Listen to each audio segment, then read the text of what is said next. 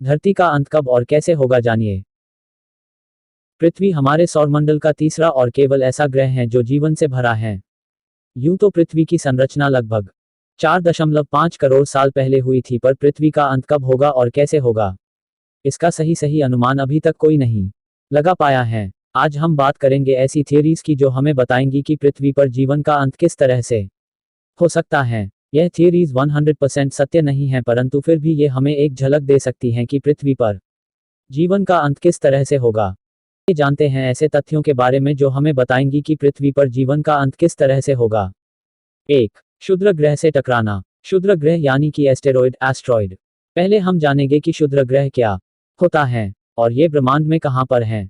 क्षुद्र ग्रह या एस्टेरॉयड एक वो पत्थर हैं जो हमारे ब्रह्मांड में घूम रहे हैं और जो कि हमारे सौरमंडल के ग्रहों की भांति सूर्य की परिक्रमा करते हैं।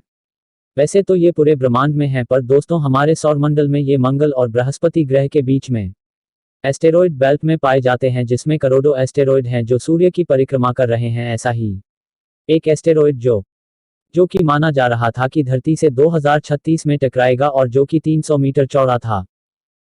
यूं तो इसका आकार काफी छोटा था, लेकिन अगर ये पृथ्वी से टकरा जाता तो इतनी ऊर्जा पैदा होती जो कि आइटम बम से 1 लाख गुना ज्यादा होती और जो कि धरती पर जीवन को नष्ट करने के लिए काफी थी। पर हमारे वैज्ञानिकों का अनुमान उसके समय को लेकर गलत निकला और वो एस्टेरॉयड 2013 में पृथ्वी के पास से बिना टकराए निकल गया।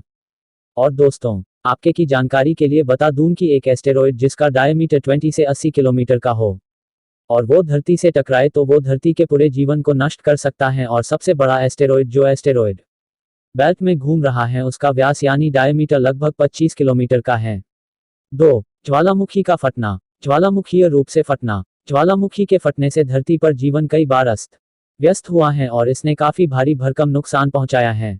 माउंट एम्बोरा ज्वालामुखी जो कि इंडोनेशिया में स्थित है, उसने सन 1816 में अप्रैल के महीने में बहुत भारी तबाही मचाई। उसमें लगभग 92,000 लोगों को अपनी जान से हाथ धोना पड़ा, पर इसके फटने से इस ज्वालामुखी की लंबाई 13,000 फुट से घटकर 9 मान से जहरीली गैसों के कारण 3 नष्ट होते सितारे। यूं तो रात में टिमटिमाते हुए सितारे बहुत सुंदर लगते हैं, पर यह भी धरती पर जीवन को नष्ट करने का कारण बन सकते हैं।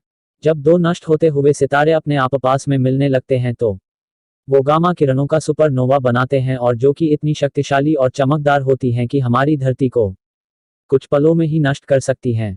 हमारी धरती ही नहीं, वो अपने दायरे में आने वाली चीज को कुछ ही सेकंड्स में नष्ट कर देती हैं। दोस्तों यह तबाही केवल एक सामान्य ज्वालामुखी यानी वोल्केनो की वजह से हुई थी। सोचिए अगर सामान्य ज्वालामुखी की जगह एक सुपर वोल्कानो फट जाए तो क्या होगा। सुपर वोल्कानो के फटने से भारी तबाही होगी। जहां नॉर्मल वोल्कानो ने 1 किलोमीटर का मैग्मा होता है, वही सुपर वोल्कानो में लगभग 1000 किलोमीटर क्यूब तक का मैग्मा होता है। मैग्मा पिघले हुए पत्थर से बनता है जिसका तापमान लगभग 1300 डिग्री सेल्सियस तक होता है और सुपर वोल्कानो के फटने से बहुत बड़े काले धुएं के बादल बन जाएंगे जो कि सूरज की किरणों को कारण वातावरण में तापमान कम रह गया और जिससे फसलें नष्ट हो गई और जो कि और 1 लाख लोगों की मौत का कारण बन गया। एक प्रकाश वर्ष या लाइट ईयर का मतलब ये होता है कि जितनी दूरी प्रकाश या लाइट की 1 साल में पूरी करता है उसे प्रकाश वर्ष कहते हैं। धरती पर आने से सालों तक रोके रखेगी और धरती पर जीवन का अंत हो जाएगा।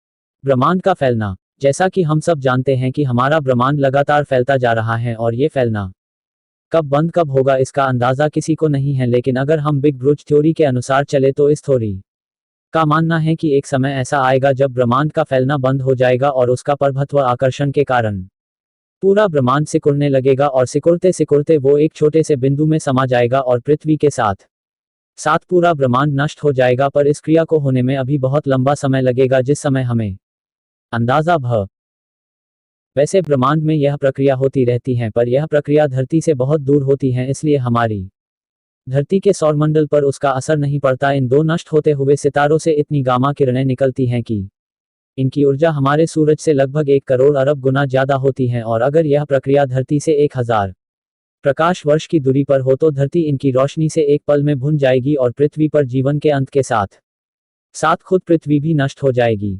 एक प्रकाश वर्ष या लाइट ईयर का मतलब ये होता है कि जितनी दूरी प्रकाश या ला नहीं है, और जब भी यह समय आएगा तो यह प्रक्रिया भी इतनी जल्दी होगी कि इससे बचा नहीं जा सकेगा और यह संसार खत्म होने के बाद एक नई दुनिया शुरू होगी और ब्रह्मांड की यह बनने और नष्ट होने की प्रक्रिया हमेशा ऐसे ही चलती रहेगी, पर थरी के विपरीत एक और थरी भी दी जाती है जिससे 5 हीट डेथ के नाम से जाना जाता है। इस थरी के अनुसार हमारा ब्रह्मांड कभी भी फैलना बंद नहीं होगा और यह इतना फैलता जाएगा कि सारे ग्रह, सितारे, सूर्य, आकाशगंगाएं एक दूसरे से बहुत दूर चले जाएंगे, और अगर ऐसा हुआ तो हमारी पृथ्वी पर जीवन संभव नहीं हो पाएगा, क्योंकि सितारों और सूरज के दूर जाने की वजह से हमारी पृथ्वी और हमें पर्याप्त ऊर्जा नहीं मिल पाएगी और जीवन का अंत हो जाएगा। तो दोस्तों, ब्रह्मांड फैले या सिकुड़े, दोनों ही तर्कों में पृथ्वी का अंत होना निश्चित है। सूर्य पर होने वाली विस्फोट, सूर्य पर हमेशा अलग अलग तरह के विस्फोट होते रहते हैं और उसमें से एक है सोलर फ्लायर्स। ये ऐसे चुंबकीय विस्फोट हैं जिनके कारण ये सब एटॉमिक पार्टिकल्स धरती पर पहुंच जाते हैं और जो भी हमारे कम्युनिकेशन सिस्टम को बंद कर सकते हैं और हमारे ग्रह की सारी बिजली और टेक्नोलॉजी को ठप कर सकते हैं। यह सारा काम इन विस्फोटों से निकले हुए सब एटॉमिक पार्टिकल्स करते हैं, जो कि सूरज से निकलकर पृथ्वी की तरफ लगभग 64 लाख किलोमीटर प्रति घंटे की रफ्तार से आते हैं। यूं तो ये हमेशा सूरज से निकलते रहते हैं, पर हमारी धरती का चुंबकीय क्षेत्र हमें इनसे बचाया आया है। पर अगर कोई सोलर फ्लेम ज्यादा शक्तिशाली हुआ तो वो पृथ्वी पर भारी तबाही मचा सकता है, वह हमारे कम्युनिकेशन सिस्टम को बंद कर सकता और जिसके कारण हमारे पूरे ग्रह पर हमेशा के लिए अंधकार छा जाएगा और हम धीरे धीरे मौत के साए में अग्रसर होते जाएंगे। इस विस्फोटों से निकलने वाली हवाएं बहुत खतरनाक हैं।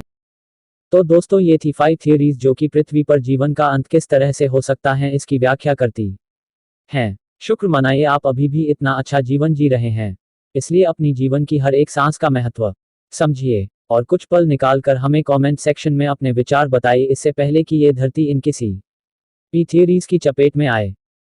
तो चलो अब यही अपने वीडियो को विराम देते हैं, फिर मिलते हैं कोई नया वीडियो में। जय हिंद।